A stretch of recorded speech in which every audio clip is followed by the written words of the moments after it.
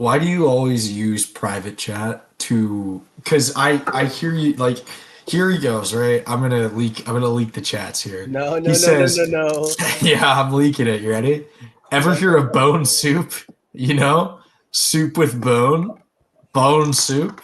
4 separate messages, by the way. Why'd you send me that? Well, I have to save the smart messages for when we have guests. So like, Like you like Snoopy to Carson? yeah, and he did, by the way. Well, that sounded incredibly intelligent. Thank you. You ever see Absolutely. Snoopy? Snoopy's the goat. I've never seen Snoopy. What is Snoopy? Is You that don't know a Snoopy the dog? cat? Was that Oh my a god. mouse? Like Tom and Jerry? All right, what's up, guys? Welcome to Survivor Now StockWatch. Jack has been Welcome removed. everyone to Survivor Stockwatch, episode 12. I am Jack. With me is Will. Will, how are you doing? I'm doing good. I just woke up, so that's always fun. Just woke up. I woke up at 11, and then I didn't get out of bed until 11:45. But now I have an energy drink with me, and but yeah, we're chilling. What kind of energy drink? It's the same thing I always drink, and I'm afraid to like hold it up and show the camera. It's a Rain, but we are not sponsored, sadly.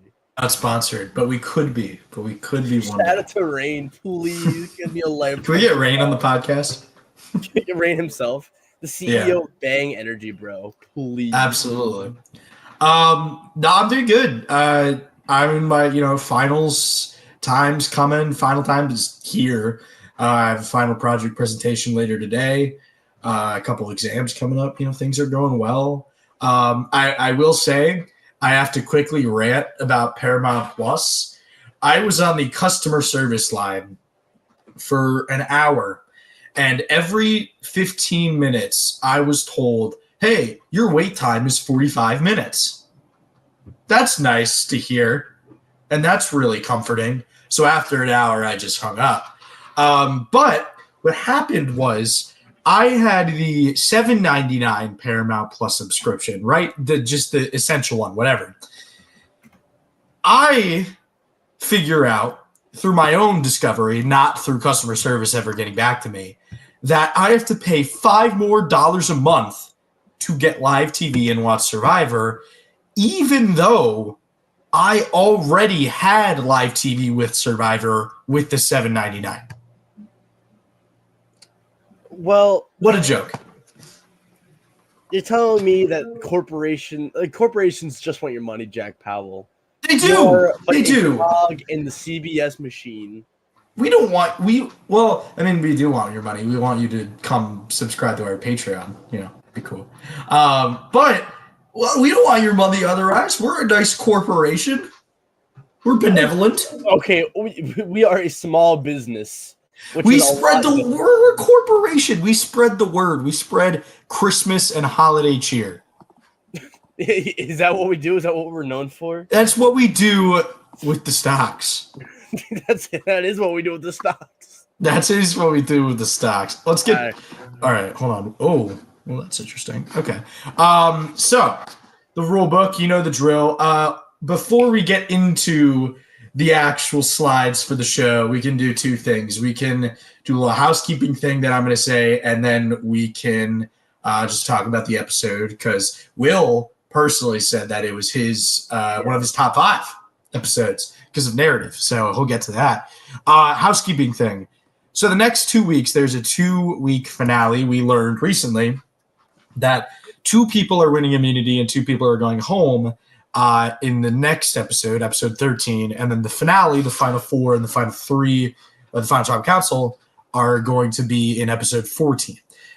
So with that, we are going to kind of split up our recaps of players from the season. So next episode of Survivor Stockwatch, episode 13, we will be recapping everybody from John to Saul. So 18 to 10, about half the cast. And we're not going to do them individually. We're going to do them in like little groups. And I can tell you the groups now because they kind of make sense in a way. John and TK is the first 2. and then you've got Asia and Kishan, and then you've got Rome and Annika, and then your last group is Tiana, Sierra, and Saul. And so those are the groups. Each group is going to have its slide. We're going to go over them. We're going to talk about them, and then we're going to get into the normal part of the show.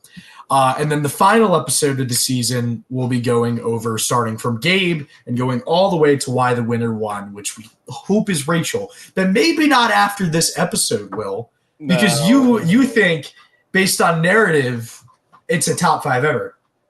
It is 100%. I don't mean in terms of individual players. I just mean if you look at the story, right, on paper, the whole season so far has been the fact that every single player in the game at one point or another has been an underdog. Yeah. Oddly enough, it's something we don't really see often in Survivor, because going to the merge, did you think that Genevieve and Sam would be playing from the bottom as they have been for the last 3 episodes? I think there was a chance. I mean, I think there was a chance they could, but I didn't think it would be such a through line the past couple episodes until now. Yeah, fair. But in my opinion, I always thought that Rachel was seen as more of the underdog going into the merge because she just lost Annika. The Andy, Sam, and Sierra trio seem a lot bigger than what it was. Genevieve still had Teeny and Saul. It was back when they were good. And it's interesting seeing how the tribe dynamics played out because I didn't anticipate Sam and Genevieve working together pre-merge. I also didn't really see Andy and Teeny working together pre-merge. No. Or how Sue and Rachel would interact. And seeing, I don't know, it just feels like the more unlikely outcomes have been happening. I think that mixed with just, I don't know, this episode hit every single beat perfectly, I feel like. I think Survivor's been doing a great job of developing characters and then giving them an emotional backstory. I actually teared up with Genevieve and Sam's background stories. Genevieve makes sense because she's been talking about her personal connections all game. Sam, though, you kind of stepped away from being more game oriented. Teeny just goes off the handles this episode. It feels like a stronger episode than the Liz Wilcox blow up episode last season. Yeah, I see. I feel like it's I don't want to say vintage, but vintage Survivor 44 episode where it feels very heavily character driven. And sure, there was some really nice gameplay in this episode, absolutely, but it wouldn't have had the effect that it had on you and the effect it had on me if it weren't driven by characters with their own designs, machinations. I completely agree with your point that I did not see these kind of groupings coming. And I think that there could be a couple of reasons for that. I think the first reason is certainly that the alliances were never as strong or clear cut. Like in 45, there was the Reba 4, and that was pretty obvious. In 46, there was the Yanu 3, and that was kind of iffy. The Siga 3 being Charlie, Ben, and Maria was also pretty clear cut. This season, the alliances felt a lot more broken down and a lot more one-on-one centric, or just like a trio that's hanging on because it is, like Andy, Sam, and Sierra. And I feel like that, coupled with the fact that there are a lot of players wanting to make power moves, and there's a lot of things going into work, and there's a lot of things going into play with it. I think the way it kind of turned out is that as it kind of went on throughout the season, the people that were the top dogs, hey Roy, the people that were the top dogs like Sam and like Genevieve and like Sierra, they allowed people that were underestimated or people that weren't necessarily threats to skate by and then become the decision makers and then become the threats in a weird way. Because now Rachel in this episode was talked about as the biggest threat, and she, in the next time on Survivor, is on the bottom. I'm going to go back to a pre-show point from Roy here. Everyone's talking about how this next week is 3 against 3. I completely agree with you that that's not going to happen. I think that we're seeing another flip of the dynamics in this, where Rachel is going to be on the bottom of the tribe, and now Andy is on the top. Sam and Sierra are kind of playing that new Rachel and Andy dynamic, and then Teenie and Sue are Teenie and Sue, and they have no win equity. But you get the point, though. You get the point, though. There's so many. There's been so many. I wouldn't say power shifts. I mean, there is power shifts, but there's power scaling, because someone like Sam. Let's go. Well, here. We'll wait till. But someone like Sam, right? Sam started his power scaling journey up at the top, up at here. And then it continues to go. It starts to dwindle a little bit as Andy starts to get a little bit more steam. Annika goes and then drops with Sierra going home. And then he loses all of his power. And then slowly it's rising back up. And now it's kind of in this weird, shaky middle ground. And that's how it is with everybody. And I feel like I'd be really interesting to talk about Caroline's power scaling journey. It's fascinating to me because I don't know, it never felt like Caroline was truly like in the power. Like, she never really was the power, but it also kind of felt like she was in the know and she had good intel on making decisions. She was always with Sue. She was mostly with Gabe through the game. And the Tuku 4 kind of gave Caroline a little bit of power in that. She was always kind of in the spot of being in the right place at the right time. Yeah. Except for this episode, which I think her gameplay as a kind of, it's like a pseudo Rachel kind of thing. I don't want to say Rachel's like now like the moniker that people are basing off of. That's exactly what you're saying. I mean, it kind of is, but I think it caught up to her. And I think once Rachel won immunity and Andy had constructed this elaborate plan with Sam and Genevieve, he was like, well, there's no going back now. We got to get out somebody who is the next biggest thing. And Caroline looked that way. And yeah, I mean, Kelly said that Caroline, if she had survived, she would have won. And she was well set up to make the end. Absolutely, because she's a great player. I think that my high rankings for her throughout the season, by the way, I had 7 for the first 4 episodes, so I called it.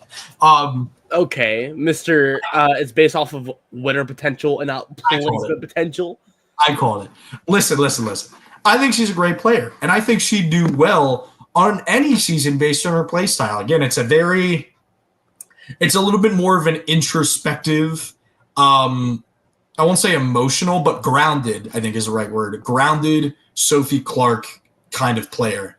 And I think that archetype alone does well on any season. And she always had a good shot this season to win, but in retrospect, based on the way the game was playing out and the broader story and complex tribe theory and Tuku not really being edited as the tribe that is going to hail a winner, all of it kind of played out to Caroline not really being the true top contender that I feel like she could have been.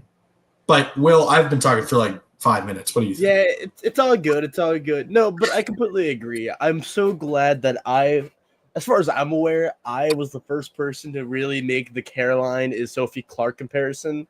I go in the Reddits a lot. I go on Twitter sometimes too. I haven't heard anyone else mention it, so I'll take that as another win for the Will West playbook. By the way, because we're kind of up right now. I hate it. I feel like Caroline is one of those players where it's just the wrong season, wrong time kind of player. Where I feel like Caroline got stuck on a tribe in part her own doing, that it was very tight with each other. And I feel like a lot of the gameplay off of Tuku kind of peaked episode 1 when Gabe was looking for the idol. And I think once the dynamic has been set, it never changed. And Caroline tried her best to never have it change, because Caroline was always in the core of every alliance she was in.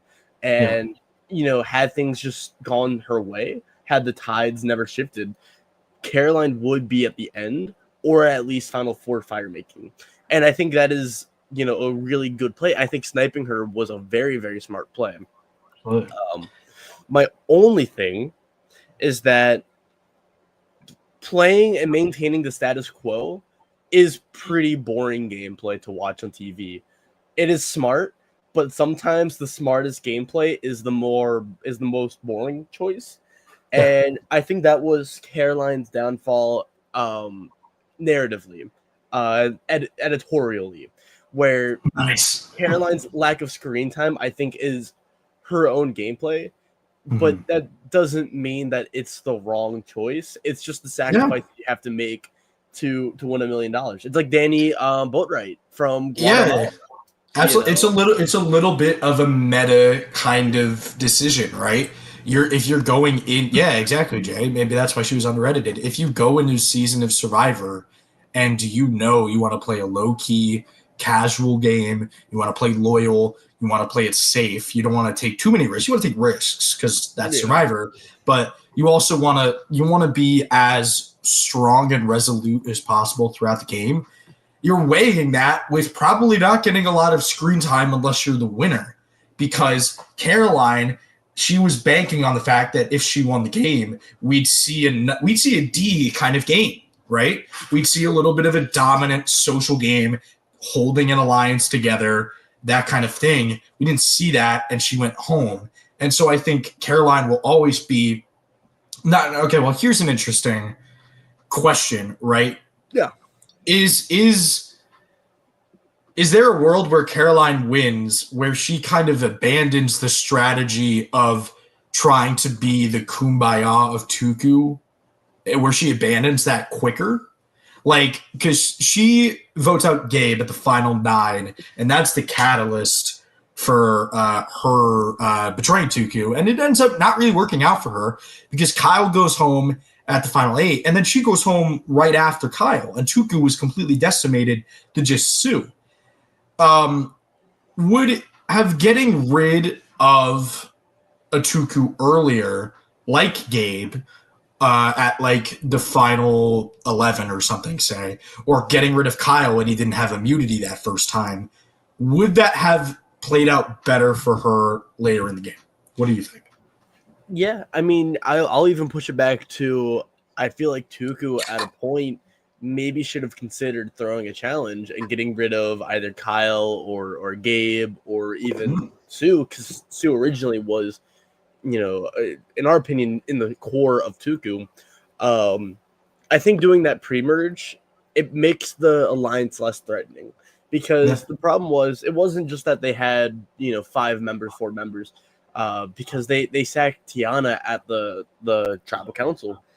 They were still talked about as a big coherent threat, and when you're dealing with 4 members like that, people are a lot quicker to take it out, rather than the Lavo 3 with Genevieve, Saul, and Teeny back when they were tight, And so I do think that she should have considered either throwing a challenge or just sacking a Tuku member earlier on, and trying to make Rachel or Teeny as tight as humanly possible with the Tukus, instead of just trying to form a group after the fact, because Andy has no loyalty, no long-standing loyalty to that group, except for wanting Kyle gone, Yeah.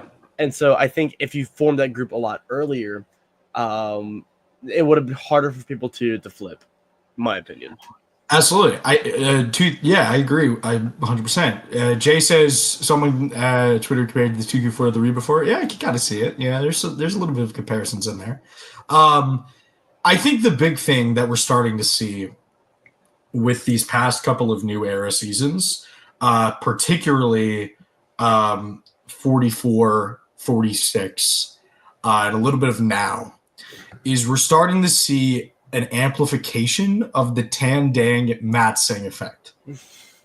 I'm serious. I'm dead serious. This isn't Really? crackpot. It's genuine because Tan Dang, for a little history recap for everybody, Tan Dang went into the merge of Survivor Philippines. I'm pretty sure with everybody, right? They came in with all six of their original tribe, and then they had Malcolm, who they added. And then Mat Sing obviously got completely decimated to just Malcolm and Denise. Yet Tan Dang got destroyed, and their highest placer, I think Michael Scoopin, not only is a horrible person, but also got second and lost to Denise. And Malcolm also got fourth. And what we're seeing with this is the bigger tribes, the bigger groups that are already pre-established, kind of getting rolled out and identified earlier on. In 44, it was Ahsoka and the Green Tribe and Ratu, because they had bigger groups. They were taken out first, and they had preference instead of the Tika 3. A little bit of the same thing with 46 if Q didn't go absolutely nuts with Kenzie Q, and Tiffany. They're trying to get rid of Siga. They're trying to get rid of what the hell is their name? The Orange Tribe. What was their name? Nami. There you go. Sorry, I have a horrible memory. Nami, right? We saw the Yanu 3 do that. And we're seeing the Tuku 4, we can call them this season, getting isolated as a big target and then getting systematically eliminated, albeit in weird ways, but being systematically eliminated. And the new, in a sense, Mat Sing is now Gata. And it starts with Sam, who, in our opinion, should not have lasted this long. He has made it past his point. We thought he was going to be final 8, final 7. We thought he was going to get a couple shots off on some players. He's done that, but he's also done more. He has been scrapping along, and the question is now, he's in the finale, or in the first part of the finale, is he going to do damage at the end? He's kind of in a weird, okay spot now, because now there is that assumed 3 of Andy, himself, and Genevieve, but now there's also Teeny, who in the next time on Survivor changes her tune. Sue is still a player at large. Rachel's on the bottom, apparently. Things have shifted. And so now, will he do a lot of damage? Will and I don't think so. Will and I don't think he gets past 6 based on just the way it is. I mean, there could be a way where he could make it there. I don't agree, Roy. I don't think I drag Sam to the end because he's not. If I am anyone, right. So if I'm him, if I'm Genevieve, if I'm Andy and I'm Rachel, I'm dragging Sue and Teeny to the end. That is the number one bona fide 2 people you have to go with to the end of the game. And for everyone, they're thinking, okay, how can I get rid of all of these other people that are standing in my way? And I think the first person they're going to look at as a necessary casualty, especially if Rachel can use her block of vote effectively, is Sam. And I think he goes next, even though he could have a little bit more legs to stand on, as I like to say. Sam, I agree with a lot of what you were saying, but Sam's at a weird spot now because people do see Sam as a potential loser. Final tribal council loser. The idea is, I think what Sam needs to do and what everyone needs to do is get rid of Andy. I think Sam needs to cut his losses because Andy is such a volatile player who flips back and forth, back and forth. The pendulum swung to Sam's side, but I don't know how long that'll last because Sam and Genevieve still are pegged as big threats. And, Rachel got away all scot-free. He shouldn't have to rely off of what Andy wants because right now everyone in the game is just kind of hoping that Andy will side with them.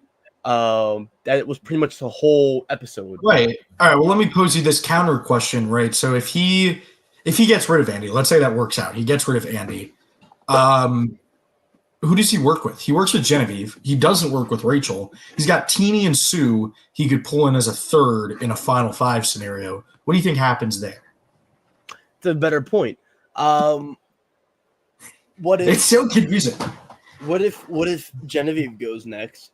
What if he cuts Genevieve, right? And then makes Final Four. And then that's 6. And then Final 5 without Andy. All he needs to do is win something at Final Four or Final 4. And so I think that is the path he could take. Because I could also see him. I could see him sacking Genevieve. I think that's the big thing. But I feel like Sam's story has been just kind of written out for him. And I think his story is that of, one long downfall edit. Kind of like what we thought Drew would be in 45, where, Sam just over time gets worse and worse in the game, kind of like Carla in 43. I keep making that comparison. I forget if it was for Sam or Genevieve or whoever. But yeah, no, I could see him making Final 5. I could see him making Final 4. I could see him making final, second place. But even in front of a jury, I don't see him winning. Yeah, I think a decent comparison, and I'm not going to say a great comparison, is a better standing Michael Yerger from Ghost Island. I think in the way he kind of plays, I think in the mannerisms, I think the way he kind of tries to approach this part of the game, I see a little bit of signs of that as playing like a scrappy underdog, playing against this majority. I see signs of that. I don't see it working out for him, though. I think that I think that there is a chance he goes to the end and he loses, but I also just think that he'll be again, my scenario right now is the winner of the season. Their best move is to take Sue and Teeny to the end. That's their best move. And so that means that if you're Genevieve, if you're Rachel, and you're Andy, Sam is an obstacle to that. And so Sam has to go, and you can't let Sam have 2 challenge opportunities. He's always been second or third in immunity challenges, never first. But not only that, he's also he could be a good fire maker. Sierra made fire. Maybe that's a sign for Sam that he makes fire. I don't know. Something like that, right? You can't let Sam have 2 opportunities at a challenge because he's shown he has a little bit of aptitude there. And so you have to get rid of Sam at 6 or 5. And that's why I think it's smart that we have him here, even though he did do pretty well this episode. And someone we have in the same kind of boat is Genevieve. One of the better fake idol plays that I think I've seen, I think it worked, but I think it worked primarily because of the circumstance. Teeny was already incredibly irate at Sam, and we'll get to a little bit more of that with Teeny Slide. But I think Genevieve, in a subconscious sense, kind of feeds into that. Sees Teeny. I know Teeny is pissed off at Sam, and so we know the plan is that we want Andy to try and get them to split the vote between me, Genevieve, and Sam. And so if I'm Genevieve showing the idol specifically to Teeny, that's a great play because that means Sam's going to go home, according to this logic, and Teeny's going to be happy. And so the idol play is believable. And so I think that's perfect proof that Genevieve is a phenomenal player. But how long can it last? We've ruled Genevieve out since episode 3. Nobody else we ruled out that late, right? Nobody else. We ruled out Sam and Sue maybe 2-3 episodes ago, Teeny 2 episodes ago. Genevieve, we ruled out episode 3, and she's still there, and she's one of the bigger threats in the game. Yeah. Well, we never said that she wasn't going far. I actually think that we talked about Genevieve and Saul both potentially making deep runs, at least merge. When we first slashed them, because they were the first two people we slashed. I love Genevieve as a player. I think she's played one of the better games we've seen of the new era. I know recency bias. I'm not going to say the best. I'm not saying she's the smartest. However, definitely up there, and definitely one of the better Fallen Angel type players. Not Final Four boots, but just the last final boss. I'm thinking Omer. I'm thinking Ricard. I'm thinking, Carson. Absolutely. I think Genevieve fits the mold so beautifully. I don't know where Genevieve's going to end up, and I don't know what the Genevieve vote out is going to look like. I don't know if it's going to be like an idle play or something advantage related from Rachel. I don't know if it's going to be just a classic vote at Final Four, or Final Five, or Final Six.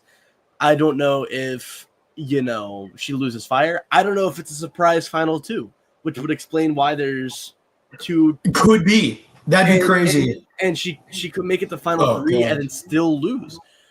Genevieve encapsulates the type of player where it's like no matter what she does, she will not win this game, and it's very tragic. That said, I feel like I'm talking about Genevieve retroactively because I don't know what the rest of her journey is going to look like. I think Operation Italy is a beautiful one-off episode, and I think because Rachel, I think, is still the winner, I think this is kind of the nice cap on like her and Sam's relationship, her and Andy's relationship, and one final hurrah left for the season, if that makes sense. I completely agree. I think it's like the the charge to battle at the end, right? It's like the standing atop the peak of like, this is the final stand. We're doing it now. Here we go. And I'm not going to say that these last two episodes are an epilogue because there's certainly not. There's a lot of gameplay still to be had, but it's certainly feeling like this episode was the pinnacle of the season in so many ways. I still think Genevieve's story is kind of ending in a finish where she goes home as a massive threat. I think it's 6. I think it's 5. I don't think it's fire making, but it could be. I think that there are two things to consider. Number one, in terms of the idol, Genevieve, based on the logic that we assume is with Survivor, Genevieve won't find the idol because Rachel has it, and there's no idols being hidden. So Genevieve can't find an actual idol, number one. Number two, Genevieve hasn't really been a very good immunity challenge player. She hasn't really shown to be in the top of many immunity challenges. And so I think based on that formula, I think it's just ending and her going home I'd say next episode, right? Episode 13, because there's 2 tribal councils. I think Genevieve goes home at 6 or 5. Now, if there's a final 2, because of what you just brought up, I'm going to lose my mind. And in that scenario, what do you think happens with Teenie? Because there's so many like final 3, it makes sense you want to take Sue and Teenie, right? But at a final 2 scenario, who do you want to take out of the 2 of them? Can both of them get there? We've never seen a scenario in Survivor where there is forced fire at final 4 and then there is a final 3 immunity challenge. How does that work? Because someone can actually game their way past 2 rounds with just immunity or a fire-making win and immunity. How does Teenie play into that? There's so many ways it could go. This episode was the ultimate denial of Teenie truthers. I think anyone that had Teenie as a contender at this episode completely lost it. This was the end. We had her at number 1 for certain amounts of points. We'll let her number 1. Understandably so. How to do that. How to say it. Okay, my bad. Would you have Rachel have the season again? I don't know, like 5, 2, 3, something like that. Who'd you have? You had Sue and Gabe. You had Gabe. Listen, bro. Bottom with Listen, Gabe listen. for a We while. both made mistakes this season, but we're both on it now. And the question is, what now? I'll defend Teeny. Narratively, episode 5, I thought it was looking pretty good for Teeny. No, I think this is the start of a Teeny downfall. I honestly can see her not making final tribal council. I could see her getting voted out. I could see her being the fire-making loser. I could see her losing to Rachel. I think it's going to be just like Liz Wilcox. Yeah, honestly, yeah. Yeah.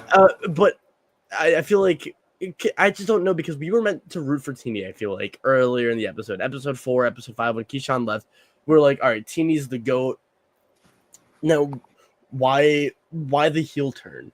The heel turn's entertaining, right? It's compelling. You know, I love heel turns in Survivor. You know, shout out to the losing finalist in HVHVH. I forgot her name, Chrissy. Chris, yeah. That was a cool heel turn. That was a heel turn. That was. So, I don't know. I also feel like this is the start of just Teeny being checked out of the game. Kind of like a more negative Denise from Winners at War. And I say that with all respect to Teeny and also Denise. I love Denise deeply. Favorite winner. But I just feel like Teeny's whole story is over. I feel like it's done. She was a player who never quite found her footing in the game, was a Charlie Brown figure, had more of an emotional, interpersonal journey than anything else. And I see her either as the fire-making loser like Liz Wilcox, or I see her as the second place, 1 vote finalist. Yeah, I think there's a point in I won't say there's complacency in the game, but I think there's some level of understanding with Teeny where she kind of realizes that, like exactly what we've been talking about, where her and Sue are the GOATs, and Andy, Rachel, Genevieve, and Sam have all the win equity, and Teeny is kind of, I don't know, I don't want to, yeah, I mean, pseudo quit is like a way to, it's a decent way to put it, but it's also like, what do you do? Like if you're in that scenario, right? And let's say, Will, you're on Survivor. Congratulations, you finally got cast. Thank you. So you're on there, and you're in Teeny's spot. Sue is the other GOAT. Andy, Rachel, Genevieve, and Sam all have win equity higher than you, much higher than you, in fact. The jury looks at you kind of like a little, not a laughing stock, but a little bit of a joke. And what do you do if you're Teeny in this instance? Do you pseudo quit? Do you try and find a way to win some challenges? Do you what do you do in this scenario to try and either get a win out of it or get some kind of maybe like a moral high ground out of it? I would do what Genevieve did. I think taking a step back and not playing the game with such strategic acumen. I think focusing more on interpersonal relationships, because what Teeny doesn't realize or isn't taking advantage of is that her and Andy have a very similar storyline in this season. Both were kind of on the bottom for a while. Both had ups and downs. Both had a lot of trouble finding their footing. And I think if Teeny goes to Final Tribal Council with Andy, what Teeny can say is, me and Andy started off on the wrong foot in this game, but I didn't do anything wrong. I got blindsided by my allies consistently. I kept trying to make moves, and it wasn't panning out. And Andy, you know, while he was a big underdog, it was in part due to himself. He played very sloppy. He had a big outburst episode 1 at the reward challenge. He was flip-flopped the entire season, you know, kind of kept the guard up, didn't allow for a lot of good connections because he viewed everyone as a chess piece. And I think that is the argument that Teeny would have, or should have. I think that is Teeny's out because everyone else has too different of a story to where Teeny's underdog story on its own doesn't have enough legs, like a bottle of wine. Yeah, yeah. That's a great point. I mean, I'd bring Andy to the end. I bring Sue to the end. I try to get over that hump of trying to say, yeah, Andy had that moment at the beginning of the season, and he's played the game. But I played my own version of the game. I think that's a good thing and a good argument that we've seen out of the past couple seasons. Especially, I think it's so timely with the Kenzie Charlie debate from 46. Kenzie saying, "Yeah, I played my own game. Charlie may have controlled a good amount of this game, but I played my own game, and that game is worthy of a win because I did it in a way that made sense to me, and I played a strong game, right?"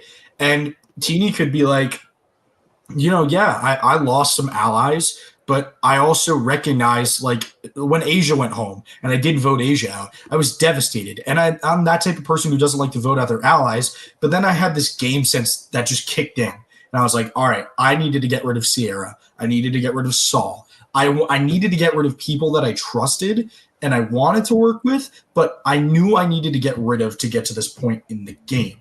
And I think Teeny, if she has that argument, that she could get a vote. She could get a couple votes. There's a path where that happens. But I think Sue isn't going to get any votes. I think most obvious final tribal council loser. I think Teeny could be there with Sue, but I don't think that Sue in any scenario goes home. I think she makes the end, but I think she loses. Losing Caroline is obviously the biggest blow for her game and is completely rough for her. But like, in football, I'm a football fan, right? Go Hokies, go Eagles, all that stuff. Don't give me that. He's a Ravens fan, I'm sure. You're a Ravens fan, aren't you? Yeah, I figured. In football, especially in college football, right? Whenever someone is trying to make it to bless you, maybe. No, that was a cough. I tried muting my mic, but it wasn't. It was being weird.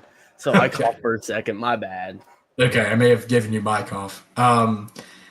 In the end of the season of college football, there are teams that are close to making the championship for their division, and there are teams that are not.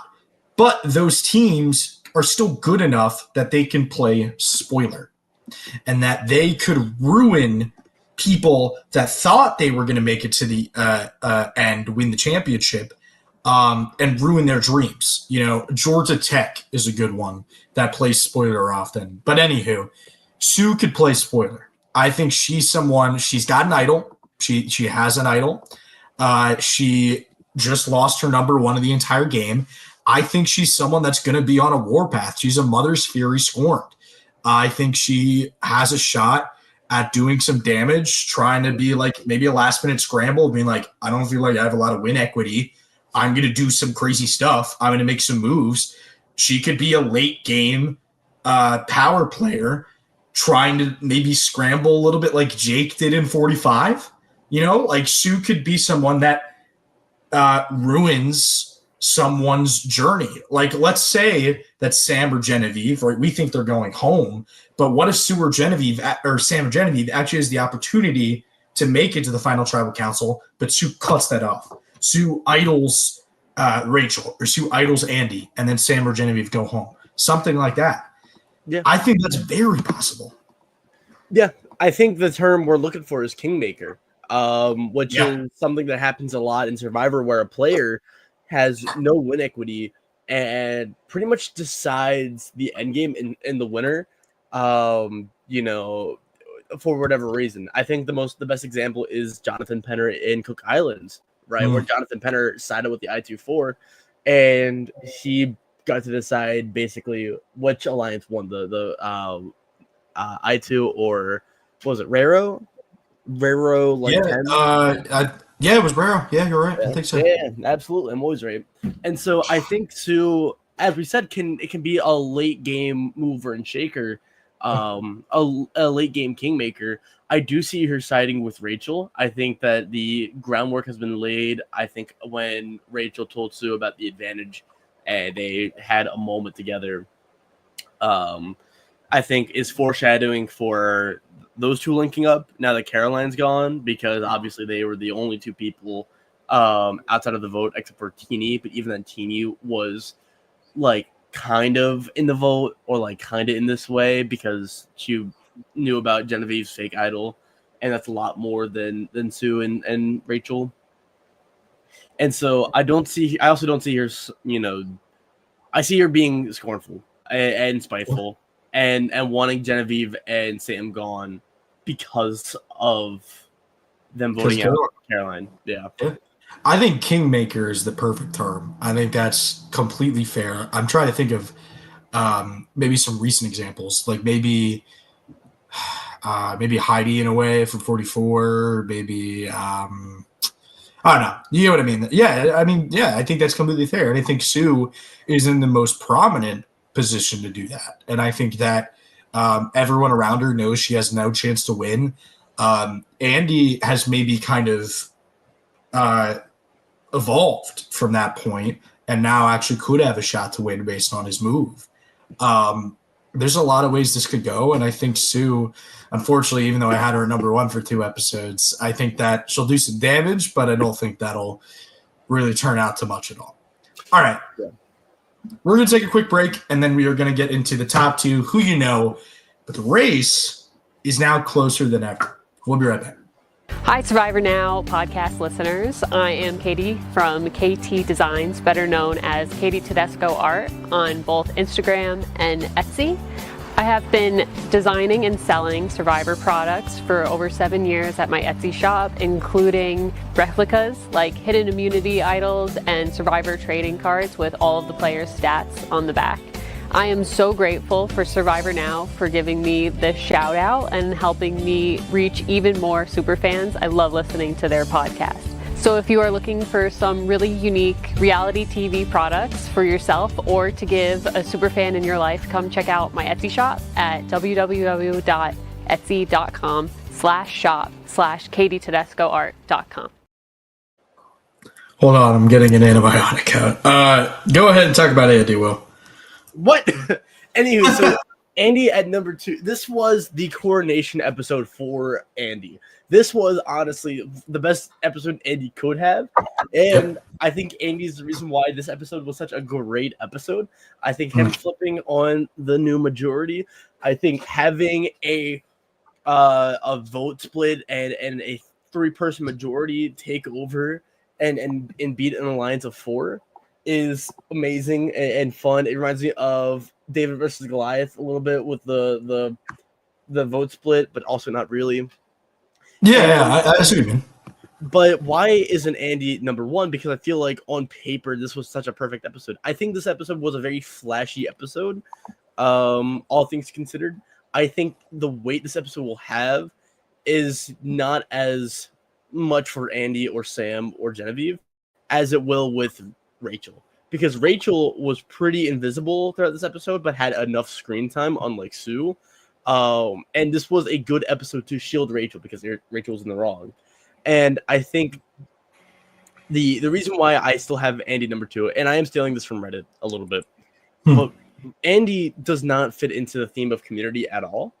Andy is an outlier, and I think him being pegged as a flipper, I think could make people feel a certain way, because I feel like there's going to be some bitter grapes on the jury. I think players are going to feel a little more scornful. I mean, I think of Sue 100%. I know Sue's not going to be on the jury. Sierra is the most obvious, I think. But Sierra 100%. I think Saul would be a little angry. I don't think he's going to show and like yell at people, but I could see him voting for an underdog or not voting Andy. I feel like the only votes that Andy really has secure in the bag is like Gabe and maybe Sam. And I could still see a jury not respecting Andy's gameplay despite how good of a move this all was. Because I feel like the people getting credit is going to be Genevieve and Sam, because I think their position looked a lot worse than Andy. A lot more dire. And Jay, to answer your question, I feel like yes and no. I think, again, people are going to view this as a flash in the pan move. I feel like as great of an episode as this was, I don't know. I feel like I'm saying the same things over and over and over, so I will stop. No, I completely agree with you. I agree with the fact that this was a coordination episode. Last episode was Rachel's. This one was Andy's. Something that bracketology, go do bracketology, pointed out was that Andy, now with this episode, has had 5 straight episode titles. Just knock them in a row. That is nuts. That is something I don't think we've ever seen that on Survivor. It's very telling. It's something Russell Hantz would do back in Samoa, right? But the question is now, can it close the gap? I mean, he's in the game. He's in a power position because now Sam and Genevieve are going to be grateful for that move. They're going to want to maybe keep Andy in the sense that Rachel is now an underdog. And I think that Andy is in a spot where I'm not going to say he could play Kingmaker, but he could play Kingmaker while being the king, which I think is kind of he could. He can win the game, is what you just said. While he is the king, he can be Kingmaker. I don't know. He could make the moves now because he's in a spot with authority where he could get rid of the people who he deems a threat to his game. And here's where I think it's interesting. I have the weird feeling that, Final Tribal Council loser is possible. But I'm starting to see a little bit of future in this. Not like this season future. I'm talking about 50 future. Not because I think Andy could be on 50, but I think the editors are in a sly little way trying to give us hints of players who could be on and really just flash players that really could be on that season. And I think this was Andy's application episode to Survivor 50. There's a chance that Andy could go home. I mean, he could be a Final Tribal Council loser, but so could Teeny. They could do Teeny and Sue as Final Tribal Council losers. Then Andy goes home at 5, goes home at fire.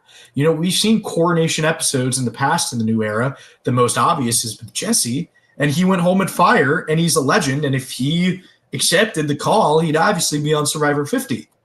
It's, in a weird way, a similar kind of deal with Andy, who is this pseudo-Gabler strategist machine George Costanza, who is a dynamic and entirely unique character. And while, yes, they're editing him with this season in mind and how his journey plays out, he's the most important character of the season by far. Like, there's nobody else that has been more important than Andy. He's been important in every single episode of this season in some capacity. And I think that's very telling, and based on the way they're showing him, for how he's going to kind of move into the future and how his name's going to be remembered. Do you think he could be on 50? I think he can. Yeah, I think it's between 2 players right now. I think it's between Andy and Genevieve. And I think it depends on the theme of 50. If they want something fun, if they want like a big showdown, strategically bringing back a bunch of legends, I see Genevieve making the call. If it's going to be a story about redemption, I think Andy fits the mold perfectly. And that's the only thing. And I can also see Rome getting an invite back. Honestly, I don't see anyone else from the season. Even Rome is such a crackpot, crazy left field pick because he went out so early. I'd be happy to see Andy back too, but I also feel like he's kind of having the Emily Flippin effect, where I feel like he has a really, really strong one season arc, and I don't know what Andy 2.0 would look like. And I don't know how much I really want to see Andy 2.0 if his character arc resolves. If this resolves in a good way this season, I think it's a good way to cap it off. I also think they're writing for legends. You know, they're editing for players in the new era that people can attach themselves to, that people can be like, I love this person because they represent how I feel. They represent who I am. You talk about, I won't say Q because a lot of people don't probably feel like Q in the game. You talk about Ben, right? You talk about Emily Flippin. You talk about Carolyn. These are players and people that audiences can, like, think about it from a business perspective, right? If I'm Survivor and I'm trying to edit this season, I want to make players and I want to edit players in a way that people will remember them, people will talk about them, people will make posts about them forever. And Andy is going to be one of those players. Like, there's no doubt in my mind about that, because he is the face of season 47. And so now it comes down to, can he actually win versus the number one, the de facto, obviously. She survived the mob. She survived the Italian mob coming to get her. She won immunity. She is still the most powerful in terms of the edit. But, you know, the gap is close. Was this all a distraction? You know, she's been so confident as the number one for the past 4 episodes. This episode was by far the shakiest because Andy has emerged as a strong number 2 option. We always had Andy as a number 2 because it's like, if not Rachel, who else? But now it's like, it could be Rachel and it could be Andy, right? Like Jay, you're absolutely right. Like, it's obvious, right? It's so obvious. Do the casual fans get that? There's a lot of obvious signs. She's game-wise in an underdog spot. We've seen that on the Next Time on Survivor, and we see that with how it's edited.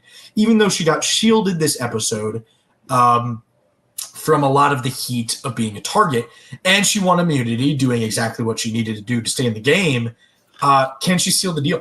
Can she actually make it to the end? I still feel like she'll find a way. I think that this screams to me the pre-finale doubt of a winner. And even though there's 2 finale episodes, this was still, oh, wait, it could be Andy. Maybe it's not so strong for Rachel anymore. Trying to give that little bit of doubt in that last episode before the finale to bring people in. And I think that Rachel will seal the deal. I don't know how, because there's a lot of ways it could go, and Rachel's definitely an underdog in the game. But I think she'll do it. And Will, do you agree? That's damn shit. I agree. I've had Rachel at number 1 since episode 1, dog. This might be the single greatest episode 1 pick in history. Anywho, my thing with Rachel is I agree that edgically she's a big threat, and it's looking a little obvious. I don't think it's as apparent to the casuals and on TV. I feel like last time I really made an argument that a player is too perfect and too squeaky clean is Carson from 44, maybe Kelly from 45. If you look back in the early episodes, you can even think of like Teeny earlier in the season where it was a little too perfect and there wasn't enough, problems. Rachel, I think, just gets shafted whenever there's a problem. And I go back to her episode, I think 11 or 10 confessional, where she's like, I don't want to be the ship, I want to be the ocean. And I think that is a great, I think that's a perfect confessional to have an episode right before you don't get your way and things don't work out. And even then, she had moments this episode where she's like, I gotta believe in myself. That was last episode, where she's like, I gotta trust my gut. I gotta do this, that, the other thing. And she wins immunity this episode, Yeah. And so I feel like that there's still smaller narratives to Rachel's gameplay and overall story, small chapters that exist in episodes where she's otherwise shafted. And I think that's another great point as well.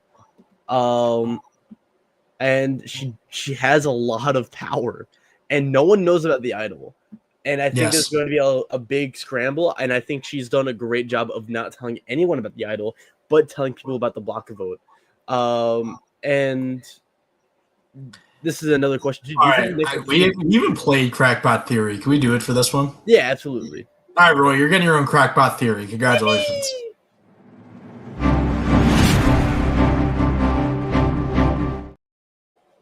Roy, welcome. I mean, hey, cliffhangers, could be a big cliffhanger next episode.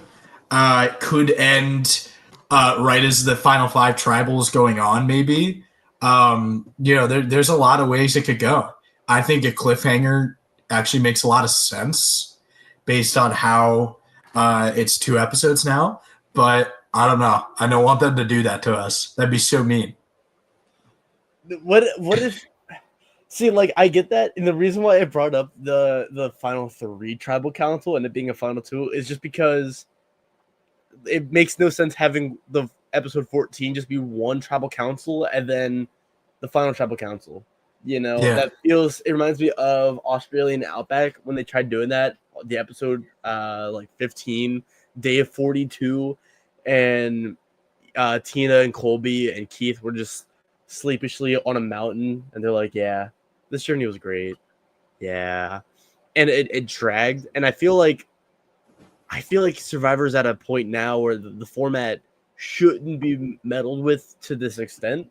I think switching days is negligible on screen. I don't think, it really matters as much as people say it does. I think having an extra episode means it's going to be very character driven. And so I just hope that they have conflict. And I hope it's not a repeat of the final episode of Australian Outback. Yeah, another thing too. Next episode could be final 6 and 5, and the next episode is going to be 4 final tribal council, and then the after show, and they're going to make it 2 2-hour episodes. I think that's pretty plausible as well. But yeah, I mean, I don't know. Regardless, Rachel, we think is gonna get over the hump. We think she's gonna do it. This is the pre-finale doubt. We think trust the stocks, trust the watch, and most importantly, trust me. No, don't trust Will. Trust the edge.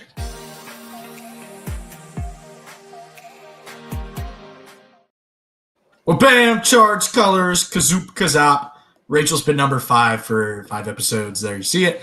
Carolina gave her middle of the road overall. I gave her negative this episode because she was really she was talking herself, being like, I could see myself making the end.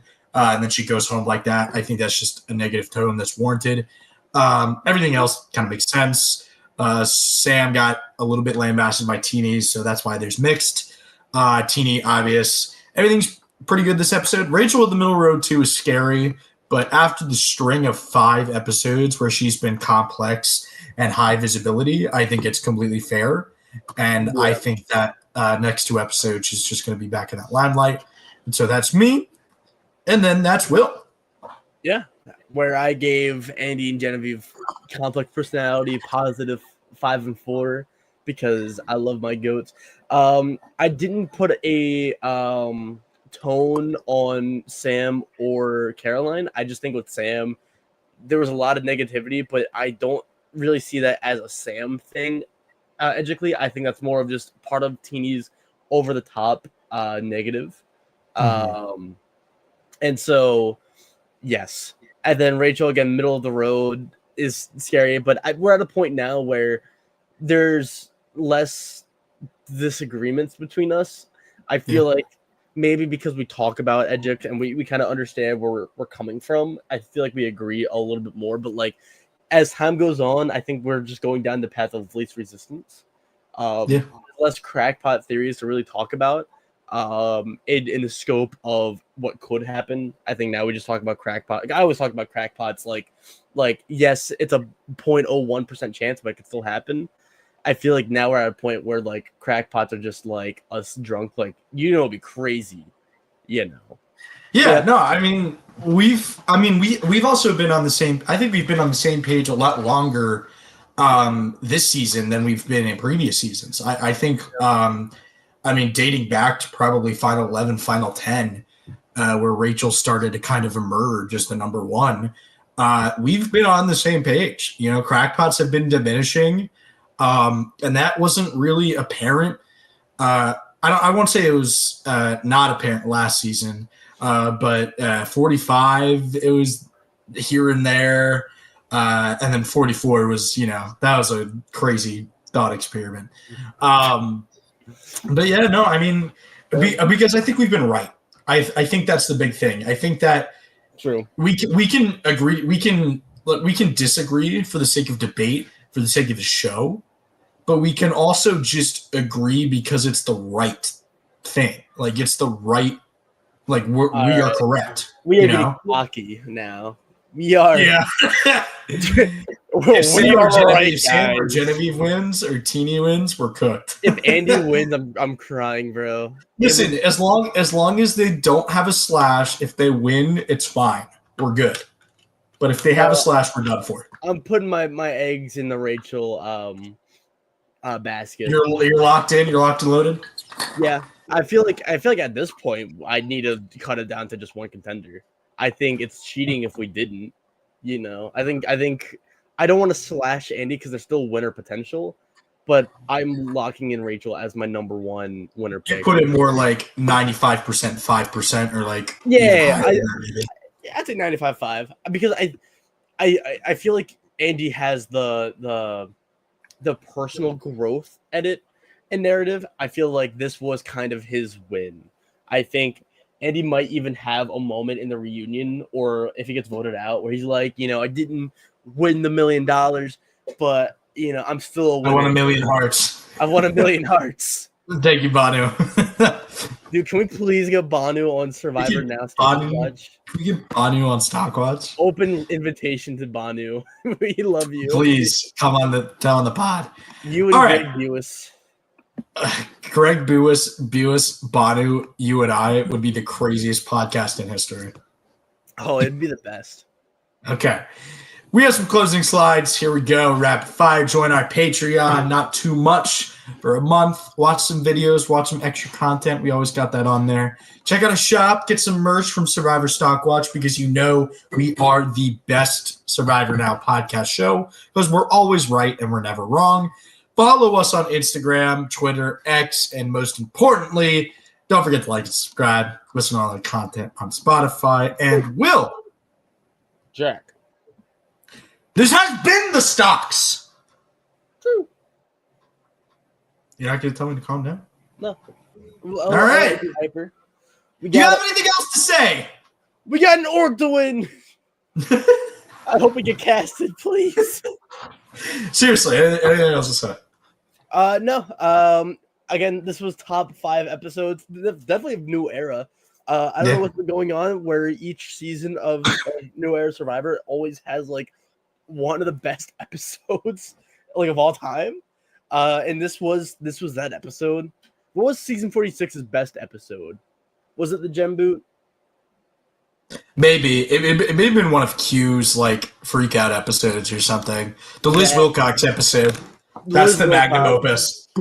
And then 45 had the Kelly and J Maya boots. 44. What was the best episode of 40? It was that episode where no one went to tribal. It was the Matthew boot episode. Yeah. I mean, Ed, I mean, best episodes are definitely like, they become a thing, like some of the, I think comparisons could be drawn to the Cody elimination episode in 43 in terms of quality of episode, because that episode was one of the best. And certainly this episode is up there. What about 42? What was the best episode in 42? Maybe the Omer boot, maybe. Yeah, it was. That was. Yeah. I think it's that one. Yeah. 41 had the Shan boot. That'd be 41.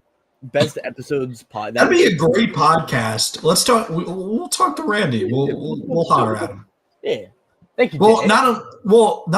Thank you for the plug, Jay. But also the Omer boot. Yeah. We have another podcast coming very soon, early January. We are going to recap all of the seasons and rank them. I don't know if it's going to be all of us on the same podcast. I don't know how many people are going to be there. I don't know who's going to be there. But all the seasons are going to be ranked, and everyone has to agree. and it's going to be absolutely messy, and it's manic, and it's in early January. So stay tuned for that. But we thank you all for watching this episode of Survivor StockWatch, and we will see you in the next episode where we start the first half of the finale and recap the first 9 boots of the season, in which we are sure to prove that we were always right and we were never wrong, except don't look at Asia and Keyshawn.